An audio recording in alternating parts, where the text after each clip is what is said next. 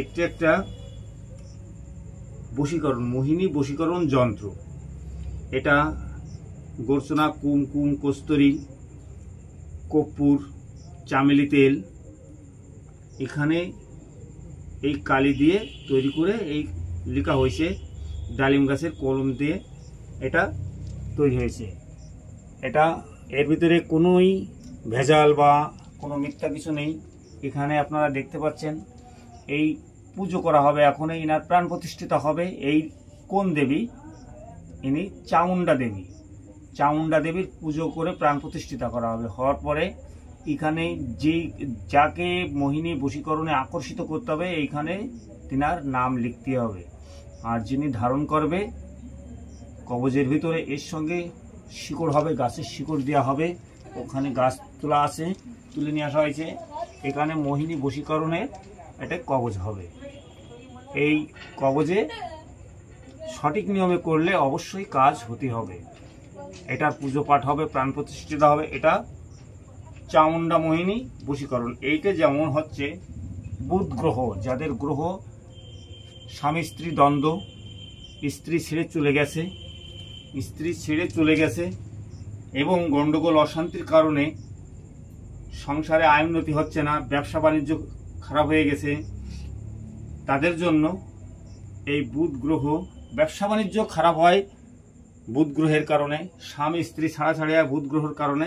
এটা বুধ গ্রহ কবচ। এখানে বুধ গ্রহের যে অঙ্ক করা আছে, এখানে যে ব্যক্তি ধারণ হবে তার নাম লেখা হবে। ওখানে পুজো পাঠ, আগে বুধ গ্রহ পুজো পাঠ এর প্রাণ প্রতিষ্ঠিতা করে যিনি ধারণ করবে তিনার নাম এখানে লিপিবদ্ধ হবে।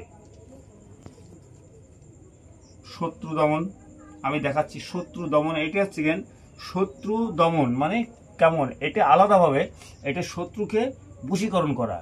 শত্রুর সঙ্গে পেরে দিচ্ছে না, গন্ডগোলের ভয় আছে, অশান্তি মানে টাকা পয়সা ধ্বংস হবে, কেস কারবারি হবে, তা না করে শত্রুকে বশীভূত করা, শত্রুকে নিজের বশে আনা। এখানে এই যন্ত্রের যে দেবতা তেনার প্রাণ প্রতিষ্ঠিতা পুজো পাঠ করে এখানে শত্রুর নাম দিয়ে এই কবচ ধারণ করলে শত্রু বশীভূত হবে, আকর্ষণ ক্রিয়ার মতো বশীভূত হয়ে যাবে। সে আর গন্ডগোল করবে না, অতএব ওর কথায় উঠা বসা করতে হবে। এটা আছেন শত্রু বশীকরণ। এই যে একটা আমি এটাও দেখাচ্ছি আপনাদেরকে, এটাও দেখাচ্ছি। এটাও একটা শত্রুকে বশীকরণ করা,